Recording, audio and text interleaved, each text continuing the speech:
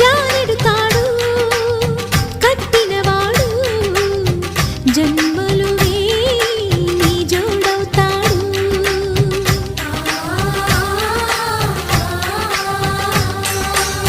పున్నమిరెమ్మ పుత్తడి బొమ్మ మమతల కోవెల మెట్టిన ఇల్లమ్మ ముత్తైదు మురిపాల జీవించు అన్న ఆనంద బాష్పాల దీవించు